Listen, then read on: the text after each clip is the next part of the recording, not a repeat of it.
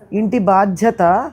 ఎందుకంటే స్త్రీ పురుషుల భేదం అన్నది శరీరంలో ఉండే హార్మోన్ల కారణంగా శరీరం కానీ మనస్సు కానీ ఏర్పాటు అవుతుంది.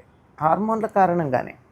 అందువల్ల ఎంతసేపు పురుషుడికి శరీరం కొంచెం దండిగా పెద్దదిగా కనపడుతూ ఉంటుంది, బయటికి వెళ్ళాలనే తాపత్రయం ఉంటూ ఉంటుంది. అందువల్ల బయట పనులు బాధ్యతలు పురుషుడు నిర్వహిస్తే ఇంట్లో ఉండి చేయవలసినటువంటి సున్నితమైన పనులు, నాజూకైన పనులు, మెత్తని పనులు ఆడవాళ్ళు చేస్తారు. ఈ రెండు ఇలా సర్దుకుంటే చాలా ఆరోగ్యకరమైనటువంటి కుటుంబ వ్యవస్థ ఉంటుంది. మంచం మీద కూర్చుని ఏ పని చేయకూడదమ్మా, అందులో అసలు తినకూడదు. మంచం దేనికంటే పడుకోవడానికి, ఏది దేనికి నిర్దేశించబడిందో అక్కడ అదే చేయాలి. అంచేత మంచం పడుకోవడానికి మాత్రమే గనక ఇంకేం పనులు చేయకూడదు. ఎవరైనా పడుకుని చదువుకుంటుంటే కూడా మన వాళ్ళు ఊరుకోరు. మంచం మీద పడుకుని చదువుకోకు అంటారు. అట్లాంటి తినడం ఏమిటి?